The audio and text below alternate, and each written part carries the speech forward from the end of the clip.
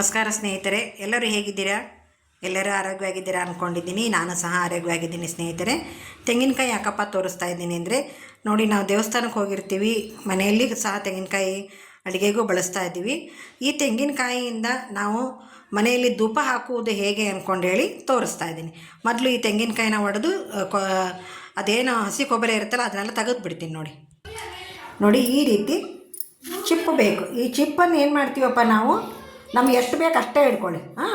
ಎಷ್ಟು ಬೇಕು ಚಿಕ್ಕದಾಗೆ ಇಟ್ಕೊಳ್ಳಿ. ನಿಮಗೆ ಧೂಪ ಹಾಕ್ಲಿಕ್ಕೆ ಎಷ್ಟು ಬೇಕು ಅಷ್ಟೇ ತೊಗೊಂಡು ಧೂಪ ಮಾಡಿಬಿಡೋಣ ಬನ್ನಿ. ಇಡ್ಲು ಸಿಗಲ್ಲ ಕೆಲವು ಹತ್ರ. ನಾವು ಏನು ಈಗಂತೂ ಒಲೆ ಯಾರೂ ಹಚ್ಚೋದಿಲ್ವಲ್ಲ, ಇಡ್ಲು ಸ್ವಲ್ಪ ದೊಡ್ಡ ಪ್ರಾಬ್ಲಮ್ಮೇ.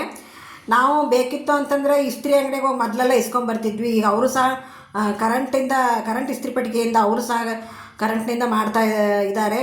ಅದಕ್ಕೋಸ್ಕರ ನಾನು ಈ ಒಂದು ಉಪಾಯನ ಕಂಡುಹಿಡ್ಕೊಂಡಿದ್ದೀನಿ. ಬನ್ನಿ ಸ್ನೇಹಿತರೆ, ಈ ಚಿಪ್ಪಿನಿಂದ, ತೆಂಗಿನಕಾಯಿ ಚಿಪ್ಪಿನಿಂದ ನಾವು ಯಾವ ರೀತಿ ಧೂಪ ಹಾಕೋದು ಅಂದ್ಕೊಂಡು ಹೇಳಿ ತೋರಿಸ್ತೀನಿ. ನೋಡಿ, ನಾನು ಅಲ್ಲಿ ಹಿಂದಿರ್ತಕ್ಕಂತಹ ಜುಟ್ಟನ್ನು ತೆಗೆದಿದ್ದೀನಿ, ಚಿಪ್ ಮಾತ್ರ ಬಳಸ್ತಾ ಇದ್ದೀನಿ. ನೋಡಿ, ಈ ರೀತಿ ಗ್ಯಾಸ್ ಸ್ಟವ್ ಹಚ್ಚಿ ಚಿಪ್ಪನ್ನು ಅದ್ರ ಮೇಲೆ ಇಟ್ಬಿಡಿ. ಸುತ್ತಲೂ ಅದು ಬೆಂಕಿ ಹತ್ಕೊಂಡು ಇಡ್ಲು ಥರ ಆಗುತ್ತಲ್ವಾ, ಆವಾಗ ನಾವು ಧೂಪ ಹಾಕಲಿಕ್ಕೆ ಅನುಕೂಲ ಆಗುತ್ತೆ. ಈ ರೀತಿ ಹತ್ತಾದ್ಮೇಲೆ ನಾನು ಸ್ಟವ್ನ ಆಫ್ ಮಾಡಿ ಬನ್ನಿ ಇದ್ರ ಮೇಲೆ ಇಟ್ಟು ತೋರಿಸ್ತೀನಿ. ನಾನು ಇದೊಂದು ಸ್ವಲ್ಪ ಇಡ್ಲಾಗಬೇಕು ಸ್ನೇಹಿತರಿಗೆ. ನಾನು ಧೂಪನ ನೋಡಿ ಈ ರೀತಿ ಮನೆ ತುಂಬ ಹೊಗೆ ಆಗುತ್ತೆ. ನೋಡಿ, ಮನೆ ತುಂಬ ನಾನು ಧೂಪನ ಯಾವ ರೀತಿ ಹಿಡಿತೀನಿ ಅಂದ್ಕೊಂಡು ಹೇಳಿ.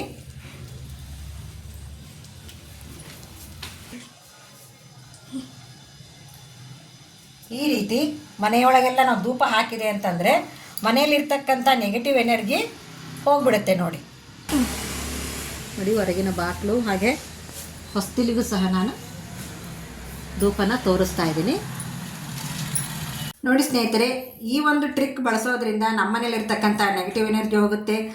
ಹಾಗೆ ಮನೆಯಲ್ಲಿ ಹಲ್ಲಿ ಜಿರಳೆ ಎಲ್ಲ ಓಡಾಡ್ತಿರ್ತಾವಲ್ಲ, ಈ ಒಂದು ಧೂಪ ಹಾಕೋದ್ರಿಂದ ಅವು ಸಹ ಮನೆಯಲ್ಲಿ ಯಾವುದೂ ಇರೋದಿಲ್ಲ ಸ್ನೇಹಿತರೆ. ಈ ವಿಡಿಯೋ ನಿಮಗೆ ಇಷ್ಟವಾಗಿದೆ ಅನ್ಕೊತೀನಿ. ಇಷ್ಟವಾದ ತಕ್ಷಣ ಒಂದು ಲೈಕ್ ಕೊಡಿ, ಹಾಗೆ ನಿಮ್ಮ ಫ್ರೆಂಡ್ಸು ಮತ್ತು ರಿಲೇಟಿವ್ಸ್ಗೆಲ್ಲ ಶೇರ್ ಮಾಡಿ ಅಂತ ಹೇಳ್ತಾ ಈ ವಿಡಿಯೋ ಇಲ್ಲಿ ಮುಗಿಸ್ತಾ ಇದ್ದೀನಿ. ಹಾಗೆ ಮುಗಿಸೋದಕ್ಕಿಂತ ಮೊದಲು ಸಬ್ಸ್ಕ್ರೈಬ್ ಆಗದೆ ಇರೋರು ದಯವಿಟ್ಟು ಸಬ್ಸ್ಕ್ರೈಬ್ ಆಗಿ ಅಂತ ಹೇಳ್ತಾ ಎಲ್ಲರಿಗೂ ನಮಸ್ಕಾರ, ಎಲ್ಲರಿಗೂ ಧನ್ಯವಾದಗಳು.